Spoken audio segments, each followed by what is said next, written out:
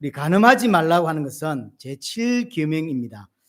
이 7계명은 어떤 의미로 주셨는가라고 할 때 대부분의 신학자들은 부부 사이에 준 계명이라고 이야기를 합니다. 그러니까 부부 사이에 준 계명인 거죠. 결혼을 했거나 아니면 정혼을 한 사람들에게 준 계명입니다. 정혼은 약혼하고 약간 다릅니다. 정혼은 결혼이에요. 하지만 어떤 상황이 못 되어서 함께 살 수 없는 약간의 시간을 주는 거죠. 그래서 남자는 남자대로 집을 준비하고 돈을 준비하는 시간을 벌고 여자는 여자대로 가정을 꾸릴 수 있는 시간을 좀 더 갖는 거죠. 하지만 정혼은 결혼에 포함이 됩니다.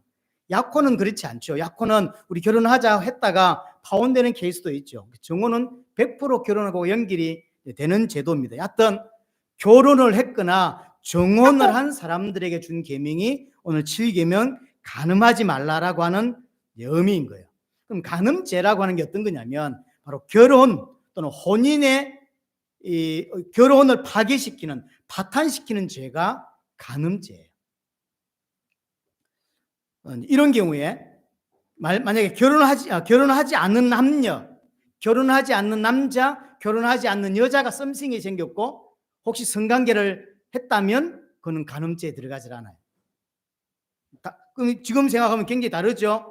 오늘날의 관점으로, 오늘날의 개념으로 간음을 보시면 안 됩니다. 최소 3,500년 전에 주셨던 메시지고, 간음하지 말라고 하는 것은 부부 사이에 결혼 관계에 준 메시지인 거예요.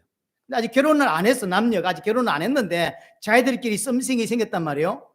이것은 간음죄에 들어가지 않는 거죠. 그래서 간음하지 말라고 하는 것은 결혼한 관계에 주어진 계명이라는 사실을 일단 머리에 담으시면 좋겠고요. 이런 케이스가 있겠죠. 결혼한 남자, 결혼하지 않은 처녀, 이 둘이 썸씽이 생긴 거예요. 바람이 났어요. 이건 간음죄에 해당될까요? 안 될까요? 해당 안 됩니다. 왜 해당이 안 되냐면 당시는 일부 다처제가 존재했습니다. 그러면 이제 남자는 결혼을 했는데 여자는 처녀야지. 그럼 둘이 썸씽이 생겼고 문제가 터졌어요. 그러면 이 남자는 이 여자를 책임져 주면 돼요. 그냥 결혼하면 됩니다. 왜냐하면 일부 다처제이기 때문에 첩으로 들이든 뭐 이렇게 들이면 간음죄가 안 되는 거죠. 지금 여러분들이 이거 들으면서 저런 게 다 있어라고 생각하면 안 돼요. 왜냐하면 3,500년 전 이야기라니까요. 3,500년 전이기 때문에 오늘날 치면 맞아 죽을 일이지만 당시로는 그렇다는 거죠. 자, 그래서 당시에 이제 이 7계명 간음하지 말라라고 하는 7계명을 딱 들었을 때 당시 사람들은 이 계명에 대해서 어떻게 느꼈느냐? 다른 계명에 비해서 지키기 어렵지 않네? 라고 느낀 거예요. 이 10계명이라든지 그 외에 많은 계명들이 있는데 그 계명들하고 비교해 보면 이건 그렇게까지 어렵지 않다고 느껴지는 거죠. 이건 그렇게까지 어렵지 않다, 쉽다라고 생각되는 거죠. 이 정도면 지킬 수 있다. 왜냐하면 범위가 좁거든요. 지금 현대로 생각할 때 간음죄와 당시 3,500년 전에 간음죄는 굉장히 달라요. 그러니까 굉장히 좁은 의미에서의 간음이란 말이에요. 그러니 이 정도면 뭐 어렵지 않은데, 이 정도면 충분히 지킬 수 있겠는데 라고 하는 게 일반적인 생각입니다. 자, 그럼 지킬 수 있다라고 하는 입장에서 이 정도면 충분히 지킬 수 있지 라고 하는 생각에서 이 계명을 어기는 사람을 봤을 때 어떨까요? 저는 인간도 아닌 거예요. 이건 충분히 지키고 남을 만한 정도의 부분이지 오늘날의 간음이 아니기 때문에 충분히 지킬 수 있는데 그걸 어겼다라고 하는 것은 전 인간도 아니다. 전 돌로 쳐 죽여야 된다라고 생각하는 게 당시 3,500년 전에 유대인들의 일단 생각인 것입니다. 자, 이 부분을 오늘 본문에서는 너무나 명료하게만 설명했어요. 어떤 게 간음이고 어떤 게 간음이 아니고 이런 구체적인 게 하나도 없단 말이죠.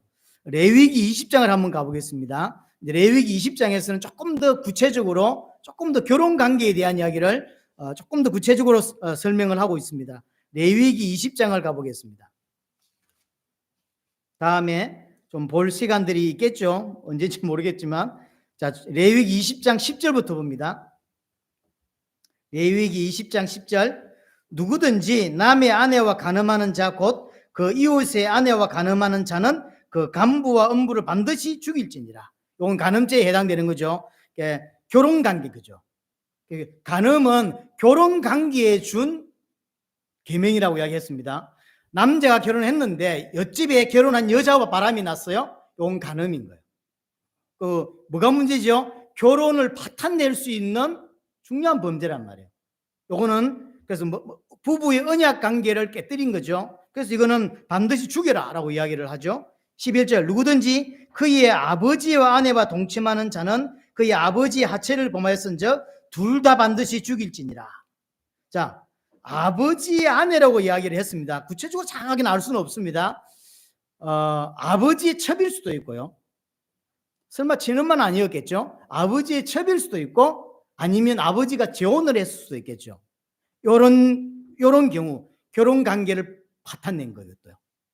그렇죠? 아버지의 결혼 관계를 파탄냈기 때문에 이거 어떻게 된다? 반드시 죽여야 된다. 여기 이야기는 하죠. 자, 12절입니다.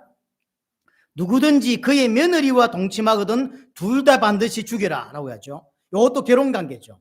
그래서 간음하지 말라고 하는 건 결혼 관계에 부부 사이에 준 계명입니다. 이런 사이에 반드시 죽이라고 이야기를 하는 거죠.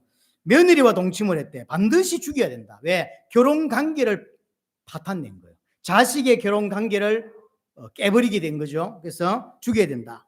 13절입니다. 누구든지 여인과 동침하듯 남자와 동침하면 둘 다 가증한 일을 행한 즉 반드시 죽일지니라. 이건 뭐죠? 동성애죠. 남자가 여자를 사랑해야 되는데 남자가 남자를 사랑해서 둘이 결혼하게 된 성관계를 갖게 된 이야기를 말하고 있는 거죠. 이것 또한 결혼 관계입니다. 왜 그러냐면 성경에는 동성애 결혼이라고 하는 자체가 없어요. 존재하지 않습니다. 그런 개념은 없습니다. 그래서 하나님이 원래 가정 제도를 만들었던 그 결혼 관계를 파탄시키는 중요한 범죄가 동성애라고 하는 거예요. 그래서 이건 절대 안 된다. 파괴시키는 거다라고 하는 것이죠. 결혼 제도는 결혼 제도를 통해서 여러 가지 육신적인 여러 가지 정복해야 될 부분도 있고 많은 것들을 갖고 있어요. 하지만 가장 중요한 건 하나님과 하나님의 백성이 인간관계를 설명하기 위한 중요한 모형적인 제도라고 이야기를 했습니다. 네, 그렇게 하지 않고 남자가 남자를 사랑해. 이 말은 정상적이지 않다는 거죠. 하나님이 만드신 결혼 제도와 다른 거죠. 지금 대한민국의 가장 교회에서 이슈되는 중 하나가 요겁니다. 얼마 전에도 보니까 감리교 어떤 젊은 목사님이 동성애 결혼식에 주례를 받는지 아니면 무슨 축복 기도를 해주는 것 같은데 정확한 제가 기억이 안 나요. 지금 이제 감리교 전체에서 헌법위원들이 모였고 이 목사님을 제명하는 걸로 아마 나온 것 같아요. 그러니까 밖에 성도들이 피켓을 들고 우리 김무스무 목사님은 죄가 없다 하면서 옹호하는 이런 피켓들 들고 또 정치부 목사님들은 그 헌법을 연구하는 목사님들은 이건 성경하고 너무 위배된 거다. 그래서 목사 제명해야 된다. 그래서 이제 막 이런 법적 싸움들을 하는 걸 봤습니다. 여러분들의 생각 어떻습니까?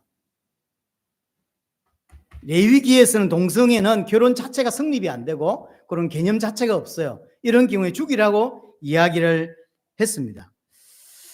이제 개인적으로 나라에 또는 어떤 법을 만드는 국회에 동성애 결혼을 반대합니다라고 하는 건 있을 수 있다고 생각을 합니다. 그건 개인적인 거니까. 그리고 지금 그 부분이 한국 교회 안에서 굉장히 이슈인 건 또 사실이죠. 국회 사람들이나 이런 사람을 만나서 절대 동성애 법안 채택되면 안 된다. 그래서 동성애 법안 채택됐던 영국이 그 이후에 교회가 어떻게 무너졌는지 설명하고 이런 것도 많이 지금 하거든요. 보이지 않게 한국 교회 목사님들이 그런 걸 많이 합니다.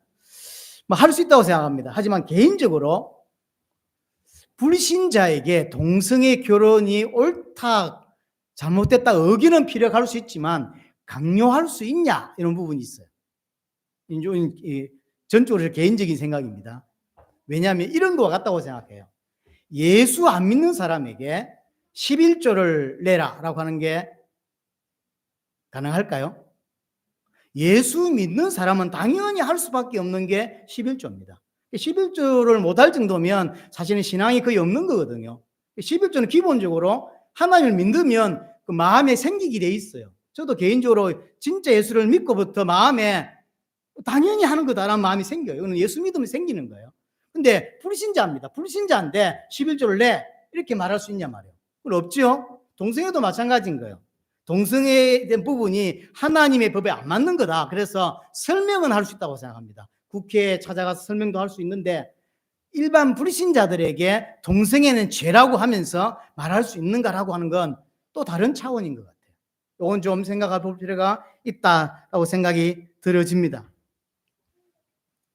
단 좀 이제 동성애인 그들도 영혼을 가지고 있기 때문에 그들의 인격과 영혼은 중요합니다.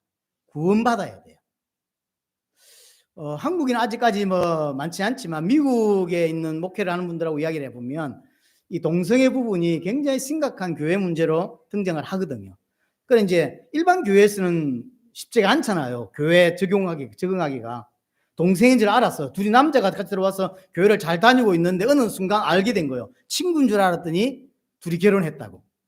그 이제 교회에서 가만히 있겠습니까? 난리가 나겠죠. 적응을 못해. 그래서 대부분 다 교회를 떠난다고. 그래서 자기들끼리 교회를 세워서 이렇게 하는 케이스들이 미국은 좀 있습니다. 문제는 그런 게 중요한 게 아니에요. 문제는 그들이 이것이 성경을 알고 하나님을 알고 보니까 이게 잘못됐구나. 그럼 지금 내가 이거 남자인데 여자를 보고 좋고 여자하고 살고 싶다 이런 마음이 안 들고 남자가 더 좋고 이러면 이게 문제가 있는 거구나. 이게 병이구나. 영적인 질병이구나. 이렇게 깨달아지고 그래서 하나님께 기도하면서 어쨌든 이걸 이겨내려고 치유를 받으려고 하는 게 맞는 거예요. 하지만 대부분의 동성애자는 그렇게 나오질 않아요. 하나님은 모든 영혼을 사랑한다. 이 말 하나로 자기를 계속 변호하려고만 해요. 나쁜 게 아니다. 우리도 인정해 달라라는 거죠. 그건 힘들죠. 그래서 여하튼 동성애 부분은 앞으로 한국 교회 안에도 굉장히 큰 문제로 계속 대두가 될 것이고요. 이 문제 때문에 어떤 젊은 목사들이나 이런 분들은 이제 막 찬성을 한다든가 이런 일이 분명히 벌어지게 되겠죠. 여하튼 레위기 20장에서 동성애자들은 어떻게 해야 된다라고 하는 부분을 설명을 하고요. 14절입니다. 누구든지 아내와 자기의 장모를 함께 데리고 살면 악행인즉 그와 그들을 함께 불사르라. 아내와 장모와 함께 사는 거예요. 동거하고 장모하고도 성관계를 하고 이런 것들은 패 죽일 필요도 없고 딱 불살라 죽여버려라 이렇게 이야기하죠.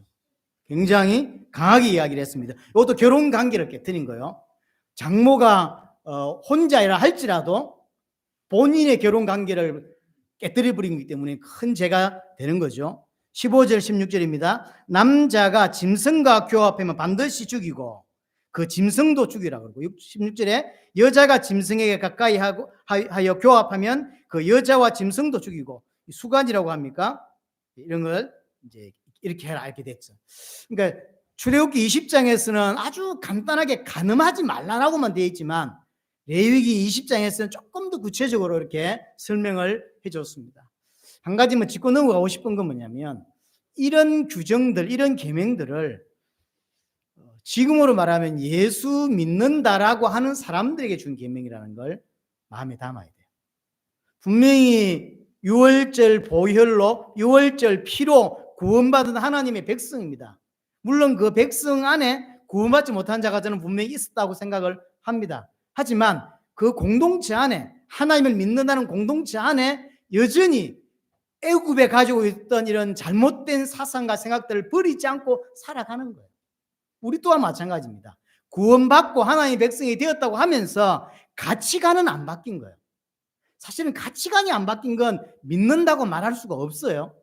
이스라엘 백성들이 구원받은 하나님의 백성인데 하나님 이런 아주 말도 안 되는 간음하지 말라, 살인하지 말라, 도둑질하지 말라 이런 부모를 공경해라 이런 것들은 아주 기초적인 건데 이런 이야기를 한다고 하는 것은 그만큼 이들은 아직 연약하다는 거예요. 신앙이 사실은 거의 없는 이런 상태의 백성인 겁니다. 그래서 40년의 세월을 가지고 하나님은 그들을 교육시키시고 가르치셔서 하나님 백성들께 만들어가고 그 다음에 가나안으로 들어가게 하는 거거든요. 우리 또한 마찬가지입니다. 우리 또한 하늘 가나안, 새 에덴, 새 하늘과 새 땅 가기 위해서 이 땅에서 빨리 지금 유대인 이런 이스라엘 백성들처럼 옛 사상, 옛 습관, 옛 잘못된 것들 빨리 그리스도의 보혈 앞에 가지고 나와서 버려야 돼요. 그게 구원받은 거예요. 여전히 옛날 생각 가지고 살고 옛날 가치관 살아가는 것은 하나님 백성다운 모습이 분명히 아닌 것입니다. 자, 넘어가고요. 자, 그럼 예수님 당시에 이제 시간이 많이 지나서 예수님 당시에 유대인들은 이 7계명을 어떻게 받아들였는가라는 거죠. 일반적인 생각이 뭐냐면 나는 잘 지킨다라는 거예요. 잘 지킨다.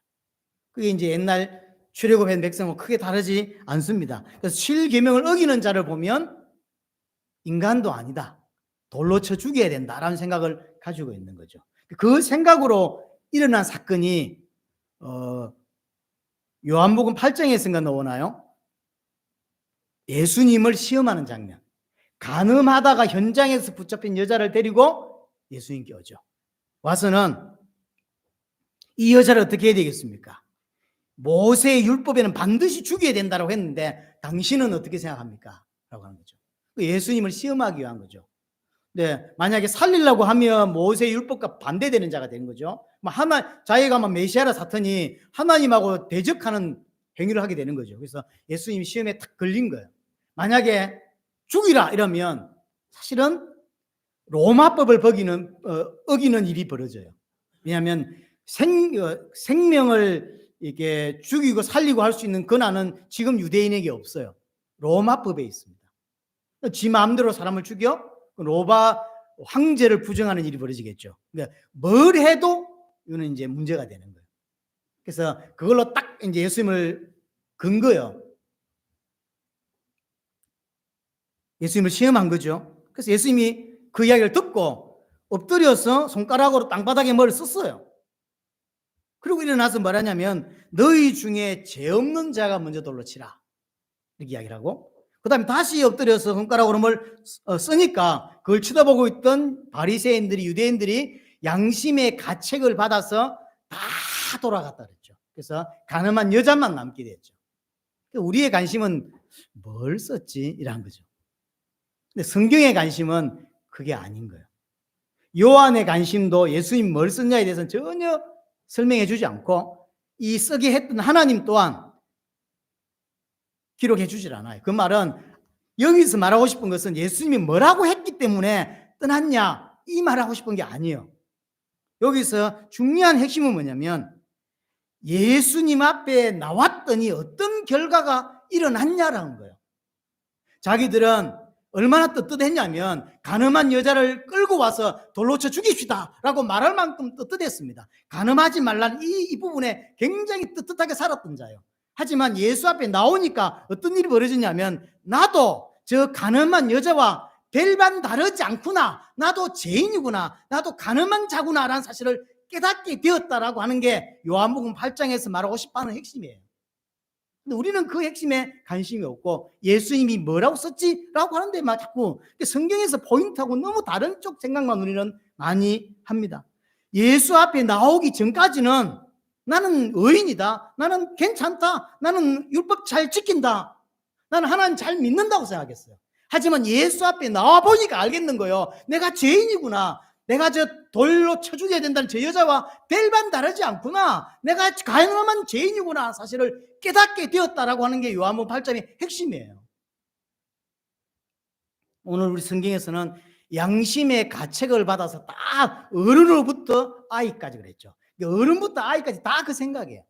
난 유대인인데, 난 하나님 잘 믿는데, 난 계명 잘 지키지. 저런 것들하고 저런 가늠한 여자들하고 다르지. 종자가 달라. 이렇게 생각하고 살았다고. 근데 하나님 앞에 딱 나오니까, 예수 앞에 나오니까 결판이 나는 거예요. 나도 죄인이구나. 나도 저 여자와 별반 다르지 않구나. 라는 게 알게 되는 거죠. 그럼 이러고 다 도망갔다고 회개했을까요? 회개했단 말은 없어요. 자기가 다 자기의 죄가 다 들통이 났으니까 도망을 갔지 정말로 진정으로 회개하지는 않았습니다. 자, 여튼 그럼 두 번째로 진짜로 간음하지 말라고 하는 중요한 의미가 뭐냐, 원래의 의미가 뭐냐, 이 부분이 중요합니다. 유대인들은 하나님의 말씀을 받고 계명을 받고 자기가 생각하는 대로, 자기가 의도하는 대로 잘못 이해할 때가 참 많습니다.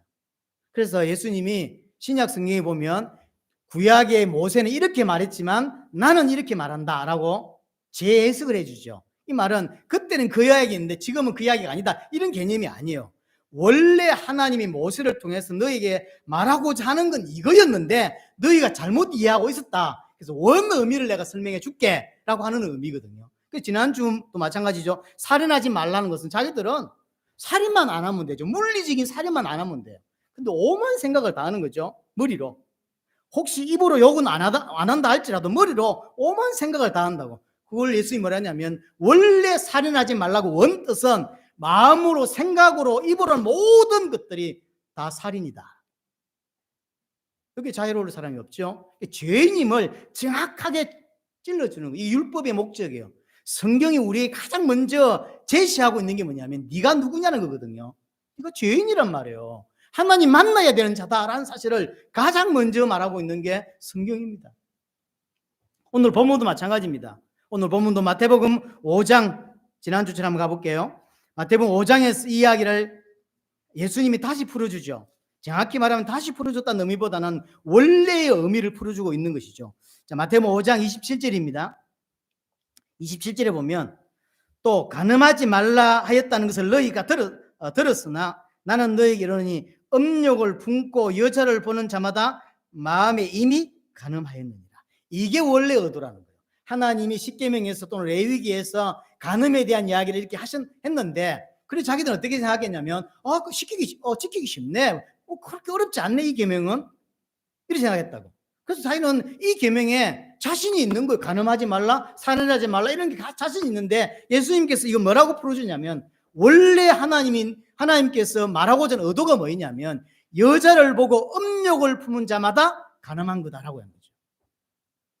그럼 이제 어떤 사람들은 예수님이 남자 이야기만 했지 않냐, 여자는 제외됩니까? 이렇게 묻는 사람이더라고. 그런 식으로 이야기하면 그게 유대인식 성경 해석이에요. 그렇게 말 안 했으니까 그 의미가 아니잖아요. 원뜻은 마음에 음욕을 품은 자마다 다 간음했다라고 이야기하는 것이고, 7계명의 의도 자체가 너희는 이 계명을 범하고 있는 죄인이다라는 사실을 가르쳐주는 거예요. 이게 원래 의미예요. 근데 자기들은 어떻게 해석하죠? 지키기 어렵지 않은데?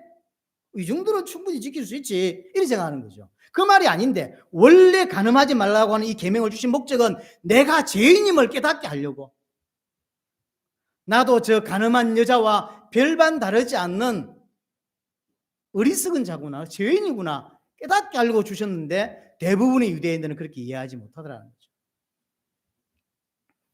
분명히 이 계명에서 자유로울 사람은 없습니다. 그렇죠? 근데 유대인들은 자꾸 거꾸로 생각해요. 이건 지키기 쉬운데, 어렵지 않은데, 이렇게 생각하는 거죠. 십계명은 근본적으로, 말씀 자체가 그렇지만 근본적으로 하나님이 누군지를 우리에게 말하려고 하는 것이고, 또 하나 인간이 어떤 존재인지를 말하려고 하는 거예요. 자신은 대단하다고 생각할지 모르지만 죄인이구나, 하나님 앞에서는 아무것도 아니구나 라는 사실을 깨닫게 하려고 주신 게 십계명이고 오늘 7계명입니다. 자, 그래서 7계명은 다시 돌아갔어요. 7계명은 부부 사이에, 결혼 관계에 주신 계명이다라고 이야기했습니다. 그래서 구약에는 하나님과 하나님 백성의 관계를 부부 관계로 많이 설명했죠. 이번 주에, 지난주에 우리 수요예배 때, 안산에서 수요예배 때 요즘 이사야를 보고 있는데, 이사야 54장에 보면 내 남편이 여호와다 이런 표현이 있어요. 그래서 구약 성경에서는 계속 이렇게 설명을 하죠. 여호와 하나님이 내 남편이고 우리는 그의 아내다라는 설명을 구약 성경에서 많이 하고요. 신약 성경 안에서도 신랑 되신 예수 그리스도와 신부된 교회, 신부된 성도, 이렇게 이야기를 많이 하죠. 결혼 관계는 결국 하나님과 우리의 관계를 설명하기 위한 부분이었습니다. 자, 그러면 이 7계명을 통해서 하나님과 우리 상태, 하나님과 우리가 어떤 상태에 있냐라는 설명하기 위한 거예요. 어떤 상태에 있다? 간음하는 상태에 있다. 우리가. 하나님과 나의 관계를 설명하기 위해서 부부관계, 결혼관계를 설명했고, 그 부부관계, 결혼관계를 통해서 성경에서 말하고자 하는 게 뭐냐면, 하나님 여호와가 내 남편이고 예수 그리스도가 내 남편인데, 나는 그 남편 된 예수 그리스도에게, 하나님에게 어떤 상태로 살아가고 있냐? 간음하는 여자의 상태로 살아가고 있다는 거예요. 이게 성경 전체의 이야기입니다. 하나님이 아내인 성도를, 교회인 성도를 불러서 남편으로서 불렀는데 끊임없이 아내인 교회는 간음하더라는 거예요. 그게 성경 66권의 아주 중요한 핵심입니다. 자, 이런 걸 잘 볼 수 있는 게 에스겔 16장입니다.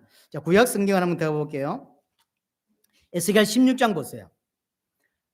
하나님이 우리를 어떻게 부르셨는지 이런 부분들을 잘 설명해 주는 장입니다. 16장 2절 보세요. 인자야 예루살렘으로 그 가정한 일을 알게 하여. 예루살렘이라면 구원받은 하나님의 백성을 뜻하는 대표적인 단어입니다. 예루살렘을 보고 설명하죠. 3절에 이르기를 주께서 예루살렘에 관하여 이같이 말씀하시되 내 근본과 난 땅은 가나안이요 내 아버지는 아모리 사람이요 내 어머니는 헷 사람이라. 이방 사람이라는 거죠. 가나안 사람이라는 거. 이 말은 무슨 말일까요? 하나님 백성이 원래 아니라는 거예요.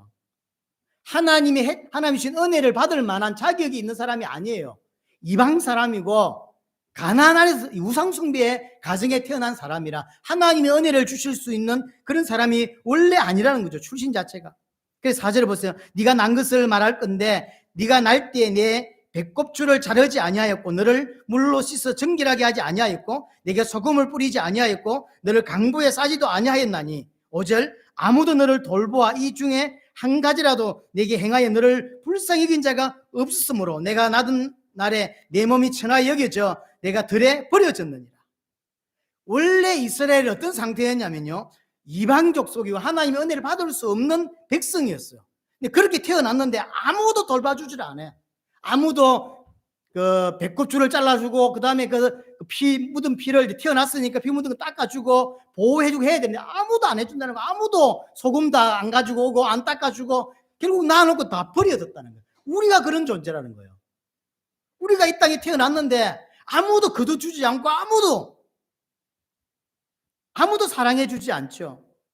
그래서 6절에 뭐랬냐면 피투성이었다는 거예요. 6절에 내가 네 곁에 지날 때 보니까 네가 피투성이가 되어 그 뒤에도 너는 피투성이라도 그 뒤에도 또 피투성이 나오죠. 이게 원래 우리의 모습이에요. 분명히 태어났으면 부모가 없고 버려졌고 태어날 때 바로 버려진 거예요. 이게 우리의 상태라는 거예요. 그런데 7절부터 보세요. 내가 너를 들에 풀같이 많게 하였더니, 그러니까 풀이 얼마나 많습니까? 너를 흥하게 만들어서 엄청난 뭐랄까요? 많은 자식을 놓고 많은 부강할 수 있는 사람으로 내가 만든다는 거예요. 네가 크고 자라고 점점 자라고 심이 아름다우며 유방이 뚜렷하고 내 머리털이 자랐으나 네가 여전히 벌거벗은 알몸이었더라. 하나님께서 그렇게 많은 은혜를 베풀어 주시는 계획을 세우신 거죠. 이 아이가 자랐는데 8절에 내가 내 곁에 지남에 보니 네 때가 사랑을 할 만한 때라. 내 옷으로 너를 덮어 벌거벗은 것을 가리고 네게 맹세하고 언약하여 너를 내게 속하게 하였나니. 그런 버려진 아이를 하나님이 거두시고 뭐 했죠?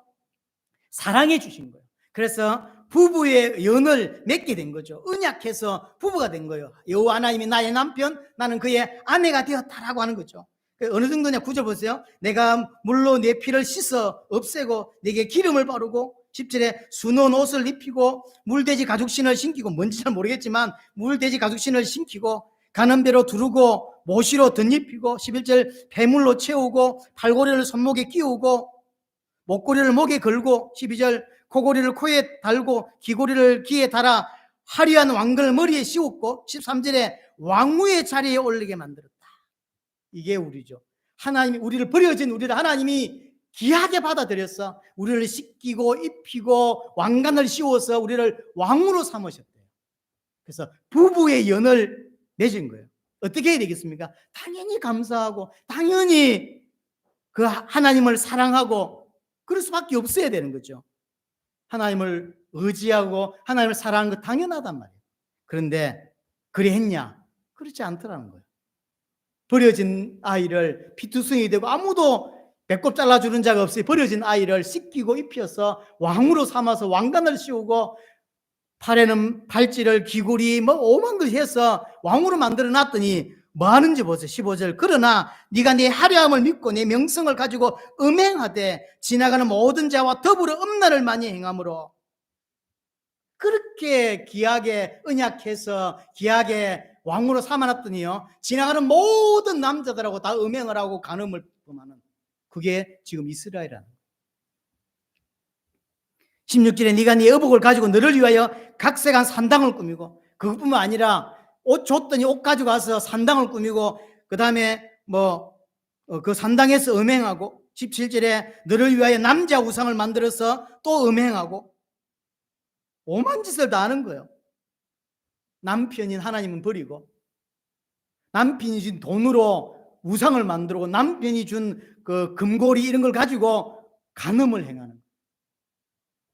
이게 말이 되겠습니까? 이게 이스라엘, 이게 우리예요. 자, 60절 보세요. 그러나 그럼에도 불구하고 내가 너의 어렸을 때 너와 세운 언약을 기억하고 너를 영원한 언약을 세울 것이다. 행위로 보자면 당연히 버려야 되고 해야 되지만, 하나님이 뭐 때문에 다시 아끼고 사랑해 주냐면 언약 때문에. 이스라엘 백성이 애굽에 노예되어 있을 때 출애굽기 2장이 있습니까? 기억나시죠? 하나님이 이스라엘 백성을, 애굽에 있는 백성을 왜 출애굽시키냐? 뭐 때문에요? 그들이 기도했기 때문에 아니라고 이야기했어요. 뭐라고 이야기했죠? 언약을 기억하였기 때문이다.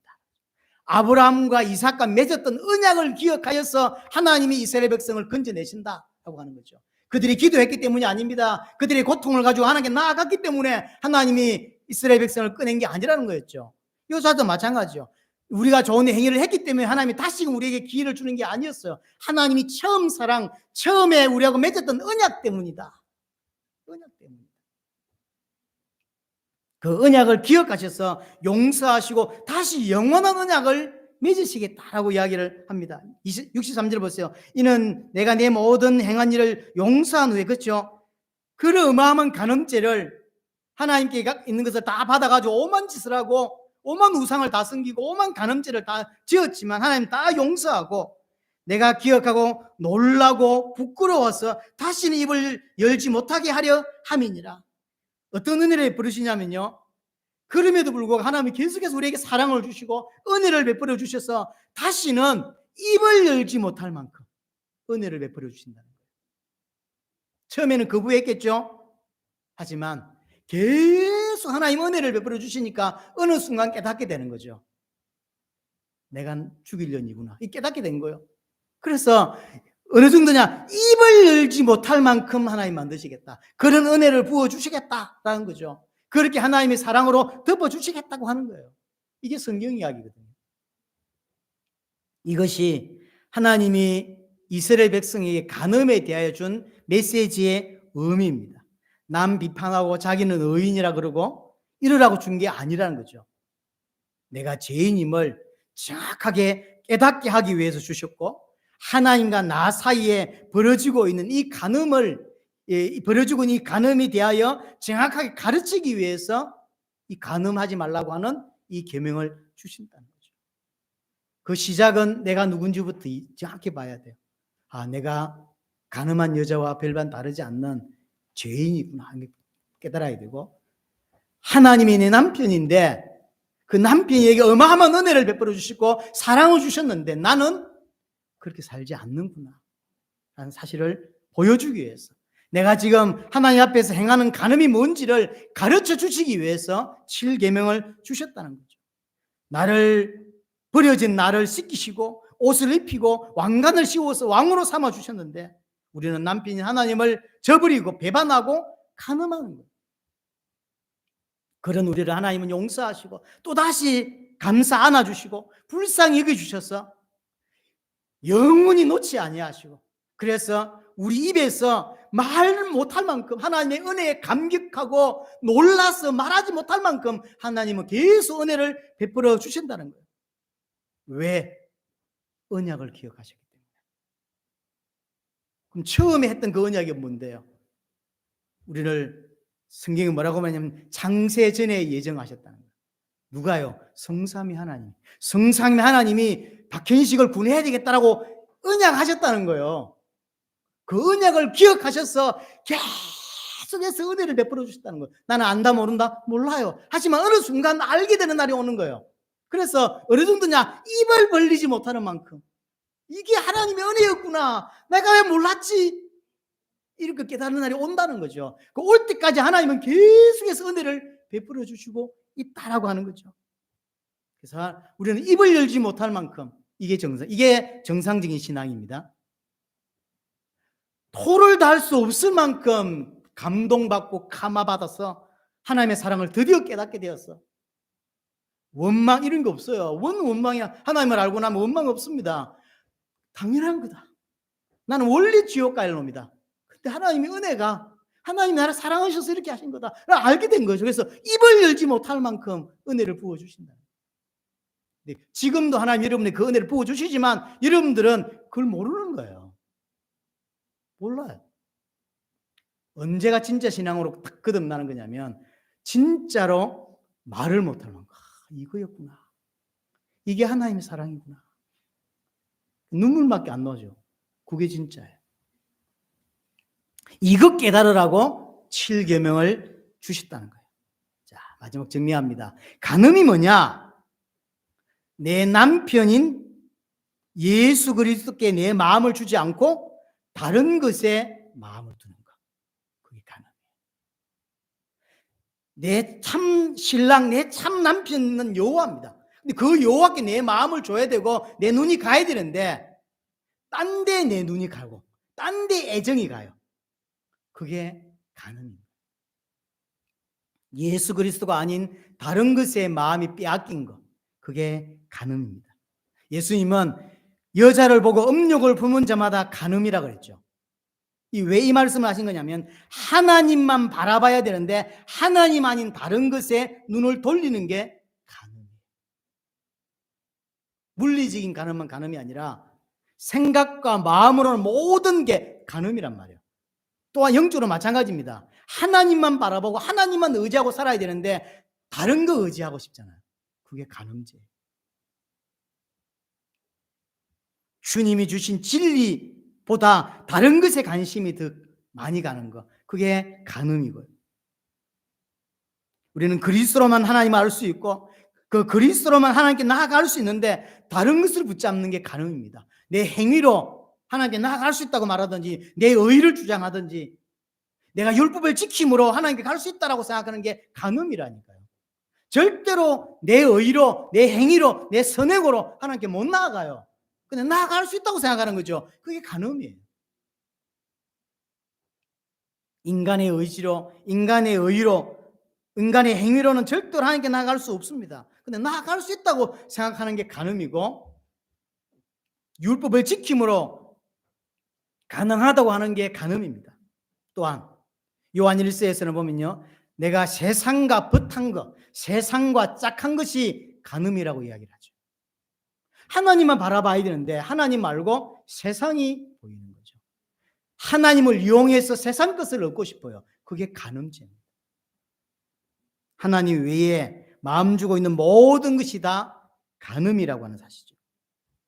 그래서 결론적으로 7계명을 통해서 궁극적으로 하나님 우리에게 주시고자 하는 말하고자 하는 의미가 뭐냐? 하나님 한 분만으로 충분하지 않냐? 내가 네 남편이야. 나로 충분하지 않아? 라고 묻고 싶은 거예요. 예수 그리스도로 충분하지 않아? 다른 게 더 필요해? 돈이 더 필요해? 더 필요하다고 생각하는 게 간음이에요. 왜 이방신들 이스라엘 백성들이 하나님은 막 안식일마다 나와서 예배하고 다른 날은 살짝 가서 이방신을 섬긴 사람들이 있죠. 우상을 섬긴 사람들이 있죠. 왜 그 우상을 섬겼을까요? 하나님도 섬긴다 그러고 우상도 같이 섬겼다고. 왜 섬길까요? 하나님이 안 주는 세상의 풍요를 그 이방신을 통해서 얻고자 했던 거거든요. 하나님으로 만족하지 못한 거죠. 하나님은 안 주는 거예요. 아무리 기도해도. 그러니까 하나님 빼놓고 우상을 섬기는 거예요. 왜 우상을 섬겨요? 우상은 뭘 준다거든. 그게 간음이란 거예요. 세상의 풍요를 얻기 위해서, 세상 것을 얻기 위해서. 그래서 하나님이 7계명을 통해서 우리에게 묻는 것입니다. 참 남편인 나로 충분하지 않아? 아직도 더 필요해? 라고 묻는 거예요. 아직도 내 이름으로 육신적인 것을 얻고 싶어? 아직도 예수 이름 부르면서 네가 원하는 세상 것, 육신의 것 얻으려고 하는 거 아니야? 라고 묻는 거예요. 그렇다고 하면 그게 가능합니다. 거의 죽을 만큼 가난합니까? 그런데 예수로 충분하다. 그게 신자입니다. 그 이야기를 하나님 묻고 싶은 거예요. 내가 바로 네 근원의, 네 존재의 근원이고 네게 필요한 모든 걸 줄 수 있는 자가 나다 라는 거죠. 버려진 핏덩어리를 거두어서 입히고 씻겨서 왕으로 만들어 놨습니다. 그랬더니 버리고, 하나님을 버리고 딴 데로 가죠. 마찬가지라는 거죠. 하나님은 우리를 구원하셨고 앞으로도 내가 생각하는 그 엄청난 것도 하나님이 주실 수 있지만 안 주시는 거죠. 왜냐하면 내 진짜 남편이니까. 앞으로 만약에 필요하다면, 진짜 꼭 필요하다면 주실 수 있는 분이라는 거죠. 이걸 느껴야 돼요. 그래서 더 달라 내놔라 이게 아니라, 얻고 싶어서 교회로 오는 것이 아니라 충분하다. 예수로 충분하다. 이 땅의 많은 기독교인들 하나님보다 다른 것을 더 원합니다. 이 땅의 것을 추구하죠. 이게 간음이에요. 이 땅 것을 얻기 위해서 기도하고 이 땅 것을 얻기 위해서 교회로 나오고 있는 것입니다. 그것은 성경이 말하는 믿음이 아니고 그게 도리어 간음입니다. 그게 우상숭배입니다. 너무 놀라운 것은 그것이 교회의 목적인 것처럼 설교하는 목회자가 이 땅에 너무 많습니다. 이렇게 기도했더니 이렇게 응답하셨다, 이렇게 뭘 했더니 하나님 이렇게 축복하셨다라고 설교하잖아요. 왜 그렇게 설교하죠? 니도 그렇게 해봐라, 하나님 네게 아파트 준다, 이런 거 아니에요. 그래서 엄청난 간음질을 짓게 만들어요. 그래서 그걸 들은 사람들이 나도 교회 가서 예수 믿으면 부자 되겠구나, 나도 예수 믿으면 저렇게 되겠구나, 나도 예수 믿으면 성공하겠구나, 풍요를 얻을 수 있겠구나라고 교회 오잖아요. 그 목사가 정상 목사일까요? 그게 간음을 시키고 있는 목사예요.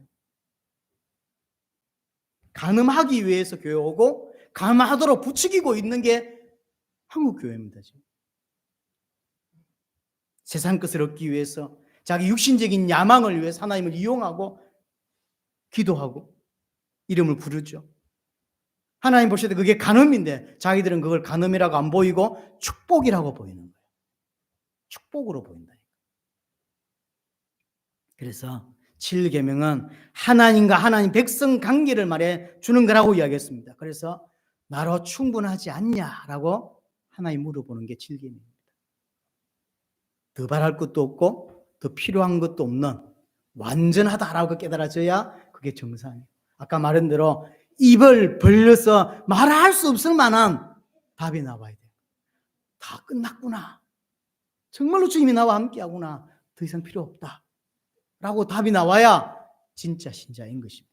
여러분에게 정말로 하나님을 더 정확하게 믿고 아는 은혜가 있게 되기를 바랍니다.